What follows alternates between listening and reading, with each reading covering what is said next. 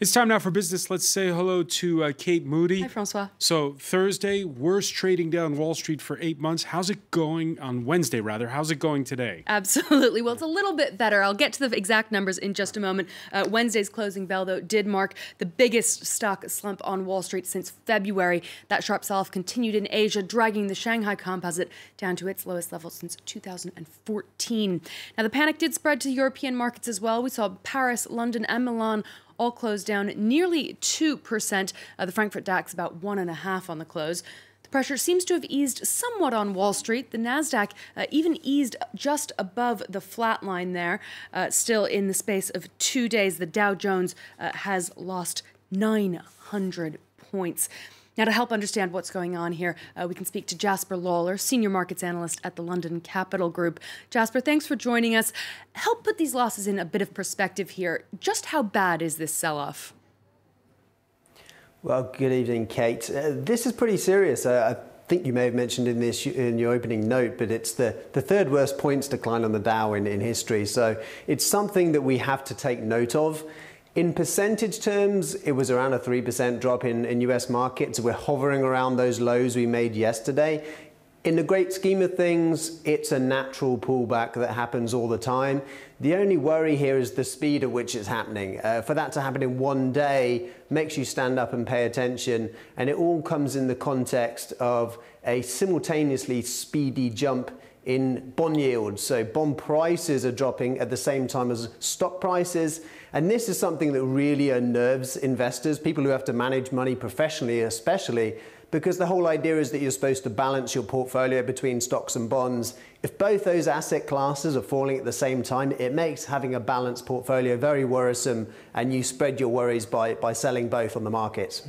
Now, there doesn't seem to have been one specific event that really set this off. Why are we seeing this now, this week? And in particular, why are interest rates playing such an important role?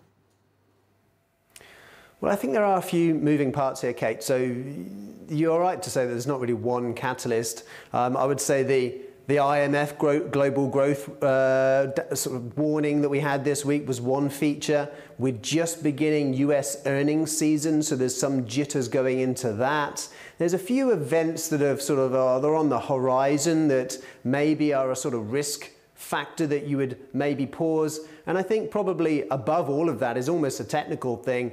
In the Dow Jones, which is probably the most widely watched stock index in the world, we just tipped into record territory just this month.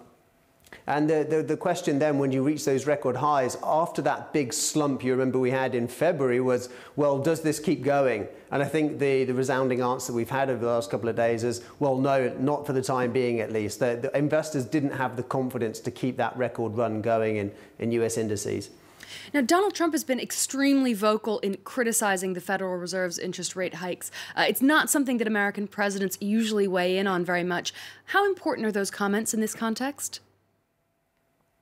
Well, I think when it comes to Donald Trump, what he's done is, while he's struggled to get concrete issues and measures through, barring the tax cuts, of course, during his presidency, he's really used the stock market as a benchmark for his success. And to be fair to him, during his reign as president, for the most part, US stock markets have been on a real tear.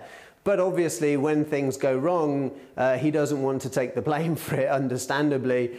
So he shifted that blame to the Federal Reserve. And in a roundabout kind of way, the Federal Reserve is involved here. The question is whether they're making a policy mistake. And I don't think that the president's comments are probably going to change their minds. But I think you probably, market participants, definitely paying attention to what Donald Trump's saying, appreciating the fact that these people who decide interest rates are humans after all, and to have a constant barrage of criticism coming from essentially your boss, it potentially can affect what you do. Now, Trump and some of his top advisors have actually referred to this dip as a correction. Do you agree with that assessment? I think it would be a little bit foolhardy at this point, Kate, to say it's anything more than that, but I think you don't want to put aside the risks of it being something bigger. We're worried that there was a big pullback in markets in February. Maybe that was the dress rehearsal, and this is the play for real. And if that is the case, then we've got a little bit more pain to come in markets. Normally what we see historically is when interest rates start to rise, as they have been in the US, you see it reflected in bond markets. Bond yields have been moving higher as well. That's just makes the cost of borrowing more expensive. It's been particularly expensive for those overseas who've borrowed in dollars, because the US dollar has been going up in value as well, matching these rises in interest rates. So when the cost of borrowing goes up, inevitably some companies are going to struggle to service those debts. That has an impact on the economy. And the stock market tends to price in what happens in the economy 12 to 18 months in advance.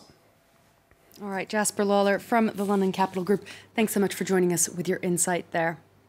And Francois, of course, we'll be following the rest of the trading session on Wall Street. Just a couple hours to go.